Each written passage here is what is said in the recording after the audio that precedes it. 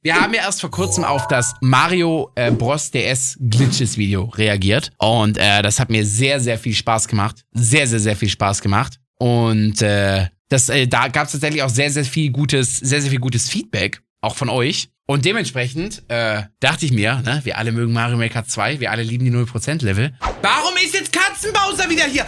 Nee, einfach nein.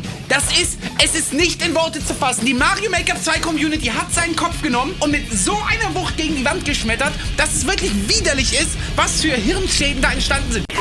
Gibt's natürlich ein Video, wieder von Steve Gaming, dem Österreicher unseres Vertrauens, zu Mario Maker 2, wo er uns die verrücktesten Mario Maker 2 Glitches erklärt. Und das finde ich tatsächlich auch aus dem Aspekt extrem spannend, weil ja gerade so Mario Maker 2 Troll-Level sehr, sehr, sehr häufig Glitches verwenden. Wir werden heute keine Untertitel anmachen. Und vielleicht verstehen wir jetzt einige Mechaniken, die in Troll-Leveln verwendet werden. Ne? Nintendo really did their best to get rid of all glitches in Super Mario Maker 2. They removed a couple of fun mechanics that often were the starting point for glitches. Ja, und die bannen auch viele Level, in denen Glitches verwendet werden. Like shell trains or stacking springs on top of other items. They removed lots of small tricks that opened up possibilities to break the game, like changing how node blocks behave. Basically, they did everything they could to release Super Mario Maker 2 completely glitchless. Naturally, that didn't work out that great. So today we're going to take a look at the first round of glitches that already got discovered in Super Mario Maker 2. So you ready? Aber wie alt ist das Video? 4 Jahre. Ja, 2019 haben sie schon noch gepatcht. Also ich glaube, einige Sachen, die wir hier sehen, könnten eventuell mittlerweile schon gepatcht sein. Let's do this. Ich bin sehr gespannt.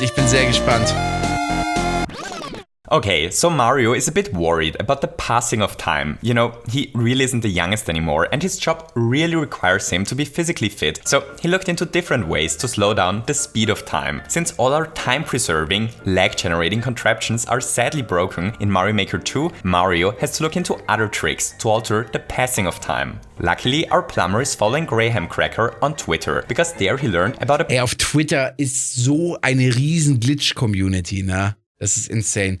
Bro, Chat, ich könnte euch jetzt schon wieder alle schlachten. Dieses Ansprechen, dass irgendjemand einen englischen Akzent hat, ist so cringe. Es ist so cringe, Chat. Ja, er ist Österreicher. Und wenn ein Österreicher Englisch redet, dann hat er halt einen österreichischen Akzent. Na und, wir verstehen doch alles. Es gibt nichts, was mich mehr triggert, als Menschen, die permanent sagen, oh, der spricht nicht perfektes Englisch. Oh, der hat meine englische Vokabel vergessen. Oh, da hört man aber den Akzent im Englischen raus.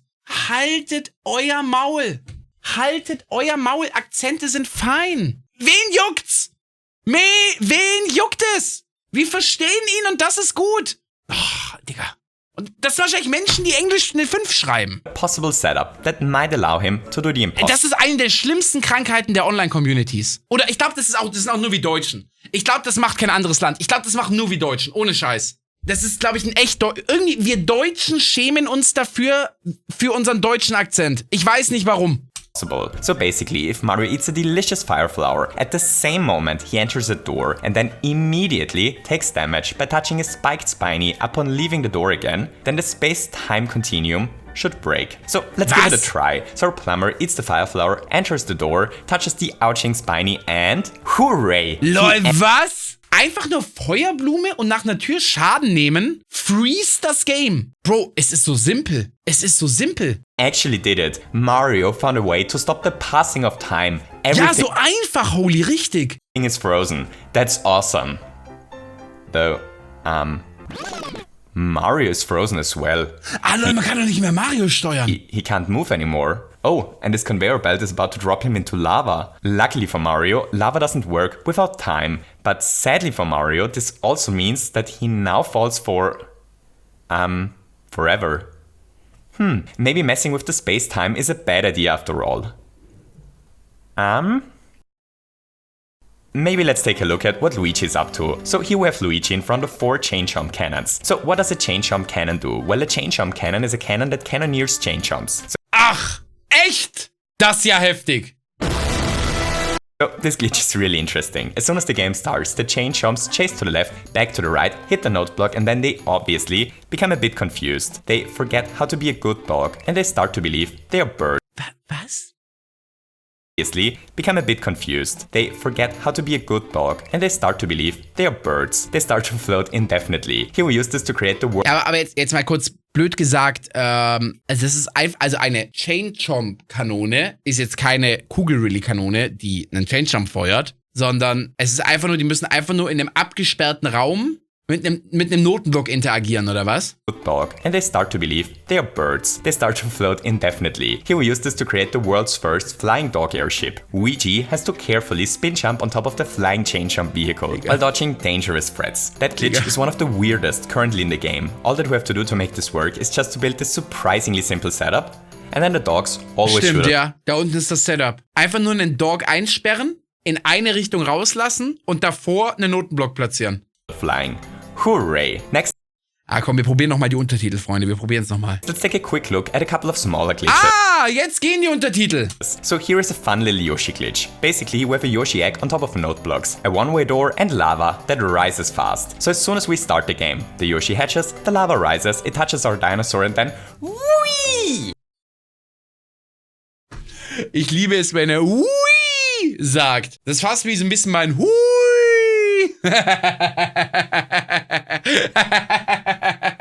Now Yoshi believes that he's a bird. So for anyone who is worried that we just shot Yoshi into space, don't worry, he comes back down after a while. Man, we're really not especially nice to Yoshi, are we? I hope he doesn't snap and become a villain or anything.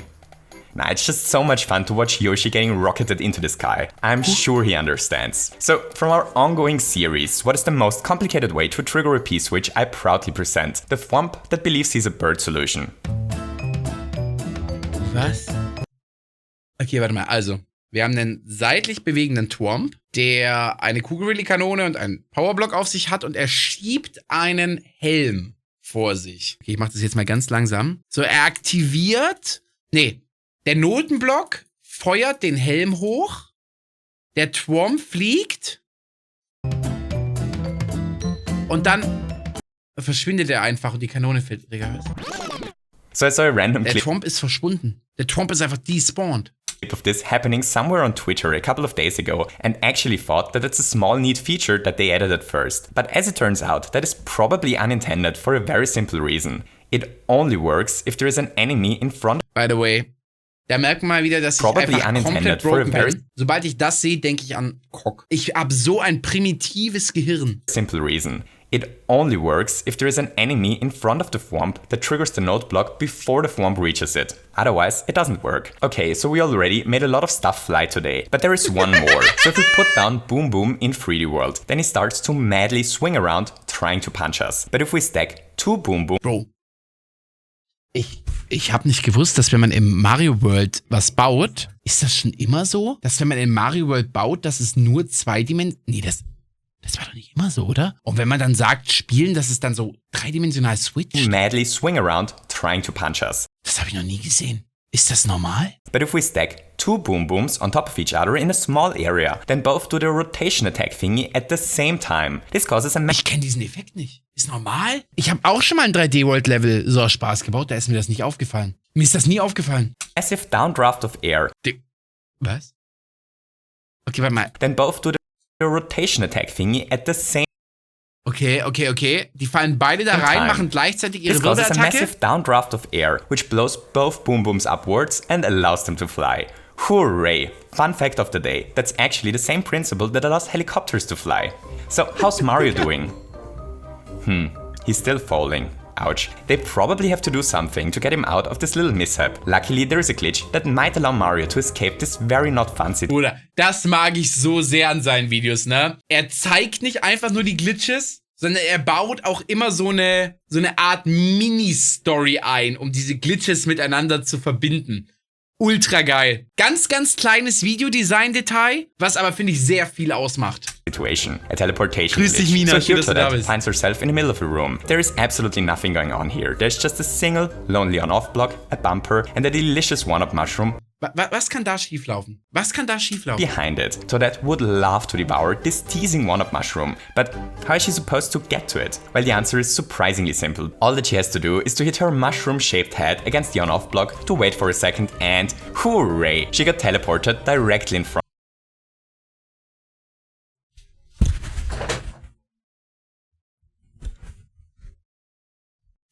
of the Yum Yum mushroom. Okay, so how did this work? Well, the setup for this glitch is actually surprisingly simple. Like, seriously, I have no idea how Nintendo was able to miss this. Though, I ain't complaining. All we have to do is to put down a railway switch like this, an on-off block and a curved track piece. That's it. If we now put any item onto the track piece, then it teleports to the bottom left corner as soon as it touches the curved track piece. But not only the item on tracks teleports, but everything on top of it as well. And if Toadette happens to stand in between the object and the place where it teleports to, then Toadette gets teleported as well. This glitch is incredibly powerful. Bro, das ist einfach Magie, Freunde. Der einzige Essay-YouTuber, der nicht nur in heißen Brei faselt, sondern kohärent zusammenhängt. Ja, true.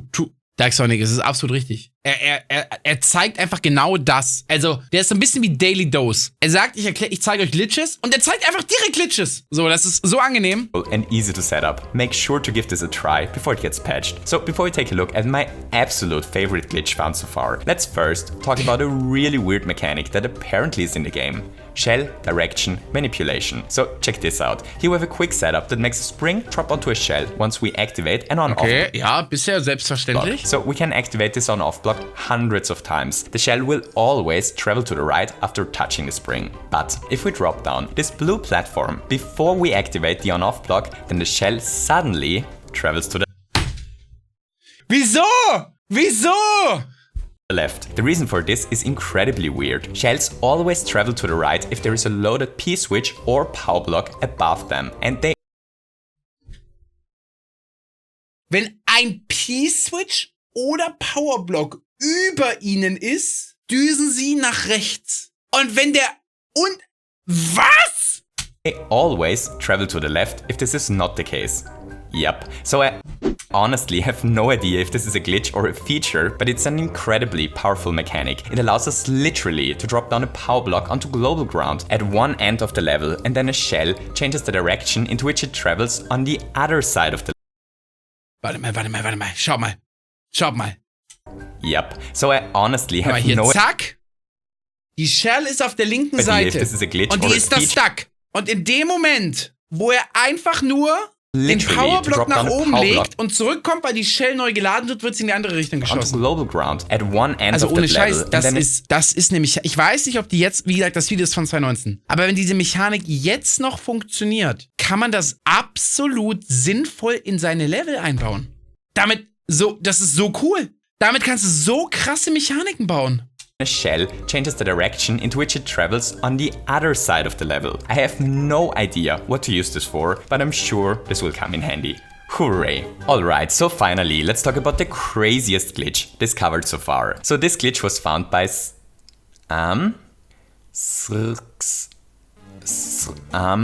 by Sir Squirn. So check this out.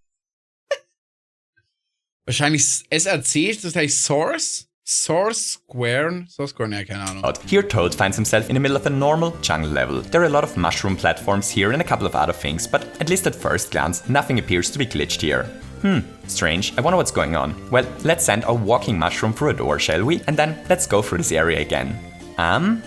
That's interesting. The first 4 mushroom platforms are suddenly intangible. Only the last one works as intended. That is, only until we ground pound on top of it, because if we ground pound it, it becomes intangible as well.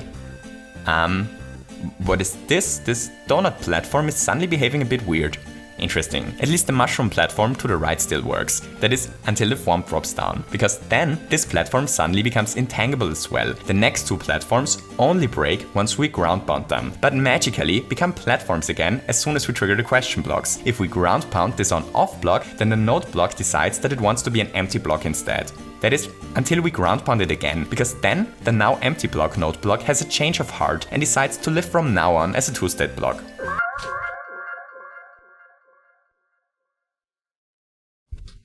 which is cool, but also breaks the 2-state block we just ground pounded. If we now touch the node block, empty block, 2-state block, then it realizes that changing its appearance doesn't change who it really is, and thus it shows us its true self again.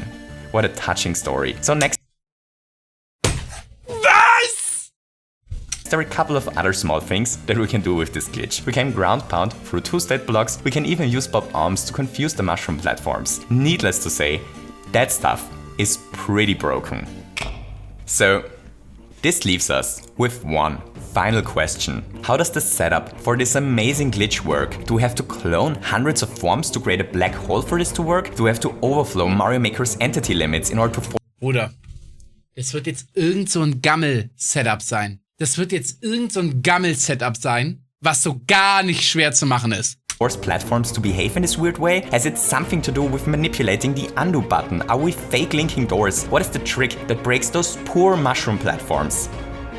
Well, the answer to this question is actually surprisingly simple. All we have to do is to put down a mushroom platform and to put a vine containing question block on top of it. If Mario now goes through a door, then the platform breaks. I'm not kidding, that's the whole setup. So I actually have a small theory on why this glitch works. The thing is,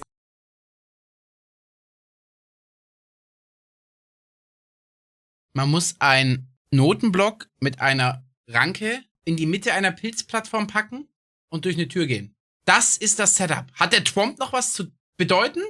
question block containing vines are the only kind of question block that respawns if Mario walks through a door. If we destroy a normal question block, then it never comes back. Question blocks that contain vines, however, always respawn. So that's a really neat small trick. What I believe happens here is that the game, for some strange reason, doesn't check whether the question block broke before and simply duplicates the question block as soon as Mario goes through a door, which is what causes this amazingly broken behavior. Though I'm just guessing here. So if we put a normal vine-containing question block onto a platform, then the platform becomes intangible as soon as Mario ground pounds it. So weird. As soon as a form lands on top of it. Wie kommt man darauf? Bro, da ist nichts viel mit drauf kommen /Hacke. Das wird safe in Leveln so mal gebaut worden sein. Mein Gott. Du baust halt so ein Pilzlevel und packst dann halt einen Fragezeichenblock mit einer Ranke halt mal dahin. Und eine Tür baust du auch in jedes Level mal ein. Das passiert jedem Mal, ne?